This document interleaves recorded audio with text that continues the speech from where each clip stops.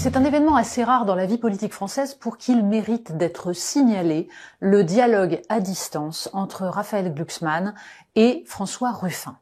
Alors, premier épisode, Raphaël Glucksmann, qui vient d'être confirmé à la tête de la liste Parti socialiste pour les élections européennes, adressait depuis déjà quelque temps des appels du pied à François Ruffin sur le thème « Nous avons beaucoup en commun, nous devrions nous parler », sachant que le dit François Ruffin avait, dans l'Obs, affirmé il y a quelques mois qu'il était social-démocrate, sorte de boutade qui consistait à dire qu'il était à la fois défenseur d'une république sociale et profondément démocrate pour, disons, une remise sur le tapis de véritables institutions démocratiques. Bref, appel du pied de Raphaël Glucksmann qui sent bien qu'il a besoin d'élargir son espace et réponse de François Ruffin, réponse longue, argumentée. Troisième épisode, la réponse de Raphaël Glucksmann à la réponse de François Ruffin. Quels points étaient ceux développés par François Ruffin?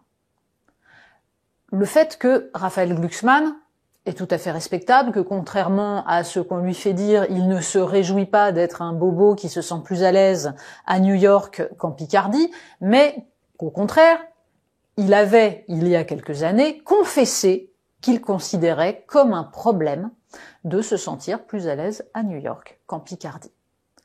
François Ruffin lui donne le point là-dessus. Mais ensuite, fait la liste des éléments qui lui semblent essentiels dans, finalement, l'opposition qui est la leur, malgré certains points de convergence. Et c'est là qu'il y a enfin quelque chose d'intéressant dans le paysage politique, puisque sont explicités des clivages qui, en général, sont balayés, l'air de rien, parce que c'est pas très grave. François Ruffin appuie là où ça fait mal.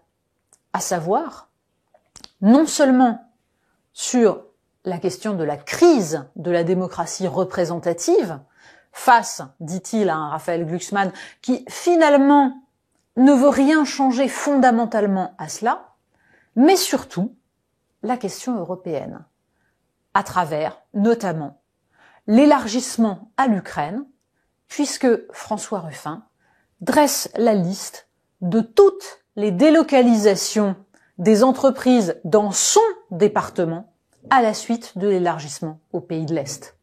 C'est rédhibitoire et c'est majeur, parce qu'en fait, c'est une façon de démontrer que la social-démocratie, c'est finalement allié avec le marché à travers la construction européenne pour créer du dumping social.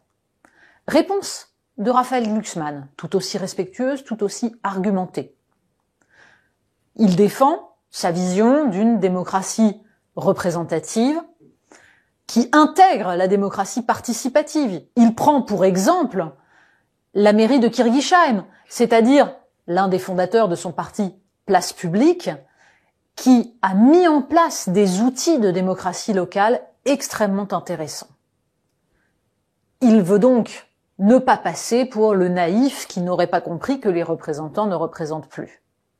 En revanche, et c'est là, une fois de plus, que se concentre le clivage, sur la question européenne, il n'y a aucune réponse de fond, ou plutôt une divergence majeure, puisque Raphaël Glucksmann considère que l'invasion de l'Ukraine par la Russie, dont il accuse François Ruffin de négliger l'importance, nous oblige à penser le danger russe comme étant absolument essentiel, et donc l'intégration de l'Ukraine comme étant un élément pragmatique de défense européenne.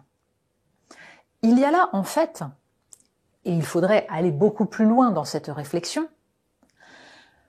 une façon de ne pas voir que le sceau fédéral, les sceaux fédéraux peu à peu imposés aux citoyens européens, se sont faits au nom de cette morale et de cette géopolitique qui, jusqu'à présent, n'a abouti qu'à dessaisir les États-nations de leur capacité d'action. Raphaël Glucksmann a raison de dire qu'il n'y a pas une Europe néolibérale face à une France qui protégerait. Les lobbies agissent aussi en France. La France joue parfois contre la protection des citoyens. Pour autant, c'est bien cette structure de l'Union européenne qui permet à la fois le dumping social et fiscal et qui efface la possibilité pour les États-nations de défendre des intérêts qui sont des intérêts essentiels également sur le plan géopolitique et sur le plan de la défense. On ne va pas régler ce débat en quelques minutes, soit par écrit, soit en vidéo. Mais ce débat mérite d'être mené. Et tout l'intérêt, c'est qu'enfin, il existe un espace politique qui permet de le mener en allant au bout des arguments. Alors que jusqu'à présent, le macronisme, le mélenchonisme, le Rassemblement national avaient intérêt à ne pas expliciter les divergences. Évidemment, on aura compris que le drame de Raphaël Glucksmann est qu'il incarne une social-démocratie qui a trahi tous les intérêts qu'il prétend défendre, et que le drame de François Ruffin est d'être pour l'instant cantonné avec des insoumis dont la dimension gauchiste annihile ce que lui a compris sur l'état des citoyens français, leur désir d'une politique qui soit une politique protectrice. Le débat va se poursuivre.